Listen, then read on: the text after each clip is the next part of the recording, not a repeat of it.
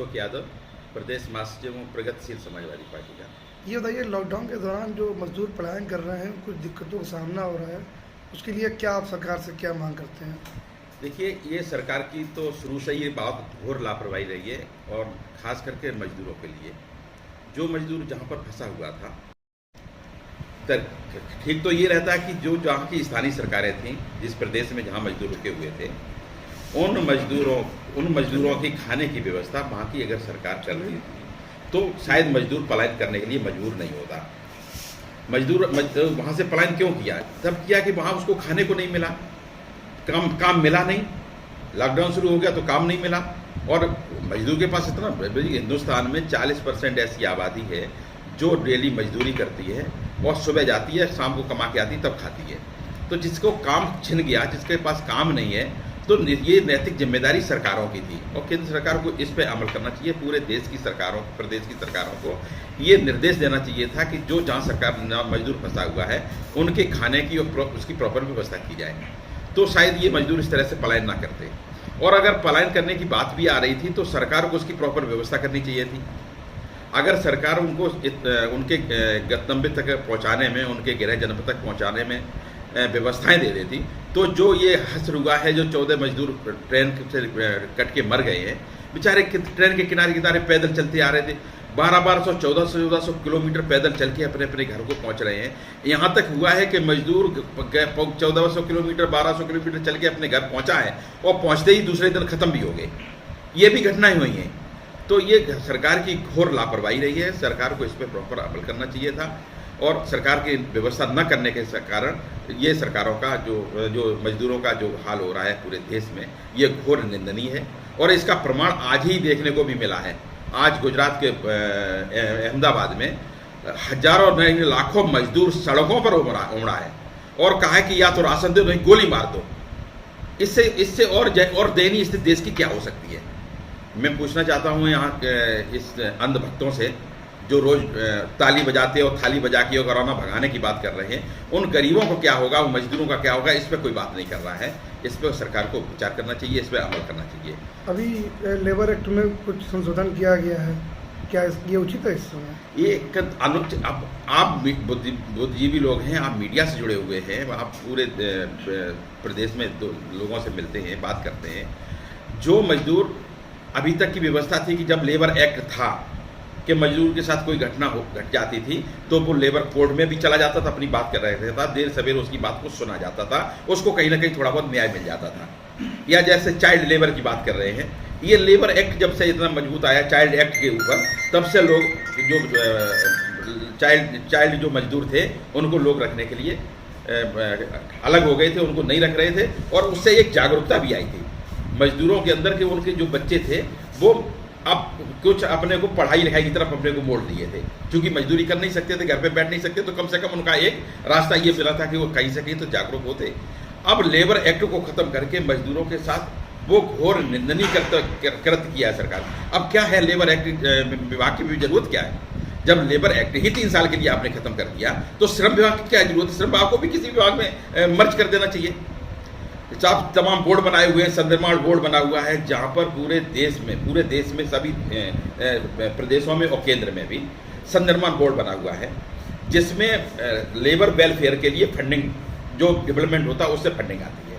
या जो आम लोग, जैसे किसी नियम है उसमें कि 10 लाख से ऊपर का अगर कोई मकान बनाएंगे आप, तो उसका 1% संनिर्माण बोर्ड को आप लेबर वेलफेयर के लिए देंगे। मान लीजिए कि लेबर के साथ कोई घटना हो जाती है तो कम से कम उसकी पूर्ति हो जाएगी। तो क्या जरूरत है उस बोर्ड की? उसका चेयरमैन भी सरकार का हो जाएगा, और लेबर तो जहाँ है भटकती रह जाएगी। अब जो कॉर्पोरेट कंपनियों में जो काम कर रहे हैं, या किसी बाहुबली के यहाँ मजदूर काम करने के लिए जाएगा, दिन में काम कराएंगे और रात को जूते मार के भगा देंगे। तो लेबर एक्ट खत्म करके तो जो सरकार ने मजदूरों के साथ जो अन्याय किया है, इस पर सरकार को पुनर्विचार करना चाहिए और लेबर एक्ट को लागू करना चाहिए। इसको 3 साल के लिए स्थगित न करके इसको सख्ती से लागू करना चाहिए। अगर सरकार लेबर का, मजदूरों का भला चाहती है, गरीबों का भला चाहती है, तो इस एक्ट की बहुत आवश्यकता है। आदेश जारी कर दिया गया, इस संबंध में क्या कहना चाहते हैं? देखिए, सरकार ने आज से 50-51 दिन हो गए लॉकडाउन लागू किया, और उस लॉकडाउन से कहीं ना कहीं कोरोना में रोक लगी, जैसे दूसरे देशों में भी ये प्रचार हुआ कि अन्य देशों की अपेक्षा भारत में कोरोना महामारी से कम लोग मरे हैं या संक्रमित लोगों की संख्या कम है। उसका एक कारण था कि लॉकडाउन यहाँ अच्छे समय पर और सरकार की सूझबूझ से लागू किया गया, नो डाउट, इसमें कोई संदेह नहीं है। ये बहुत अच्छा सरकार का सराहनीय निर्णय था, लॉकडाउन किया। उसके बाद उस लॉकडाउन में सारे सब कुछ बंद कर दिया, मंदिर मस्जिद गुरुद्वारे सब कुछ बंद कर दिए, शराब की दुकानें भी बंद कर दी गई थी। सरकार ने अचानक 50 दिन बाद शराब की दुकानें खोल दी, जिससे 2 दिन के अंदर 10,000 कोरोना के पेशेंट 2 दिन के अंदर बढ़े। आप शराब की दुकानों पर जिस तरह से भीड़ लगी हजारों लोगों की, आपका कहां लॉकडाउन चला गया? आपने कहां उसको लागू कर लिया? अगर शराब की दुकानों से कोरोना नहीं बढ़ रहा था तो मंदिर को खोलने से कोरोना कैसे बढ़ सकता था? मंदिर को भी खोल देना चाहिए था। दुकानों से कोरोना कहां बढ़ सकता था? जहां आम आदमी की रोज खाने पीने की आवश्यकता है, जो उगता जाता है वहां से सामान खरीदता है, उन दुकानों से कौन सा फर्क पड़ता है कोरोना से, अगर शराब से नहीं पड़ रहा था?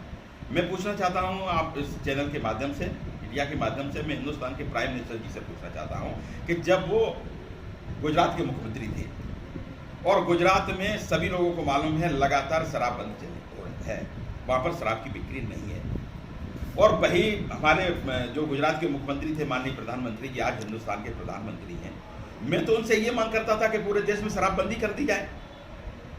आप लोग देखिए यहाँ घूम रहे हैं, जब से शराब ठेके खुले हैं लोगों का जनजीवन अस्त व्यस्त हो गया। खोलने की बात छोड़ दीजिए, सरकार को इसको बंद करना चाहिए। जहां का राजस्व की बात है तो तमाम ऐसे और स्रोत हैं सरकार के पास, एक शराब ही एक स्रोत नहीं है, इसके अलावा तमाम स्रोत हैं। आपको रजिस्ट्री खोल देना चाहिए था, रियल एस्टेट का काम शुरू हो जाता, सरकार के पास जाने कितना पैसा आता, तमाम ऐसे रास्ते थे।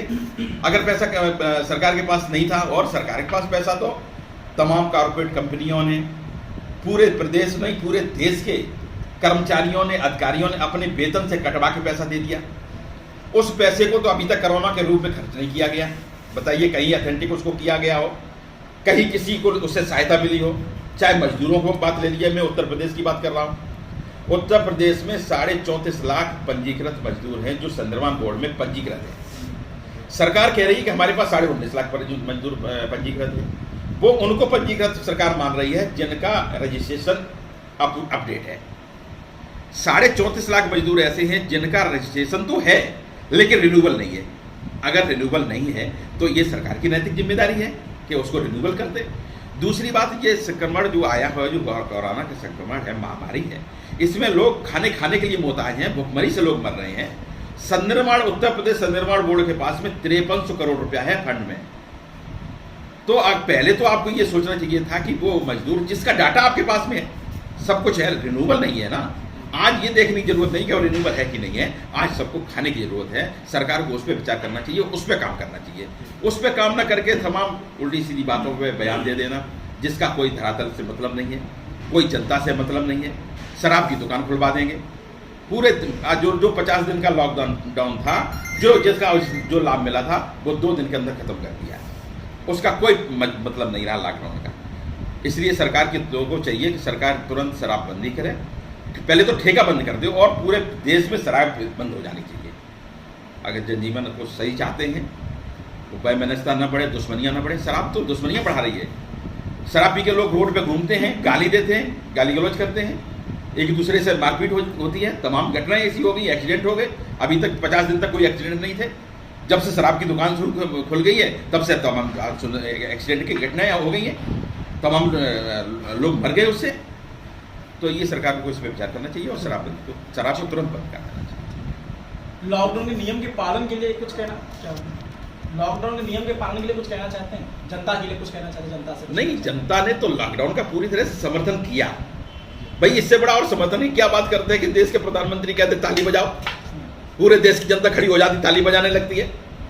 प्रधानमंत्री कहते हैं कि आपको दीपक जलाना है, देश की जनता उनके कहने से दीपक जलाने लगती है। तो ये लॉकडाउन का ही तो समर्थन था और जनता ने बखूबी उसको निभाया। 50 दिन तक जनता ने पूरी तरह से लॉकडाउन को लागू किया।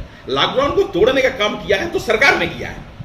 अगर सरकार ये शराब की दुकानें न खोलती तो शायद जो कोरोना संक्रमित जो संख्या इधर बढ़ी है 3-4 दिन के अंदर, वो उस पर रोक लग गई थी और जो कोरोना के नए जो मरीज आ रहे थे उसमें कहीं ना कहीं रुकावट आई थी। जिसको सरकार ने खोलने का काम कर दिया है। ठीक है।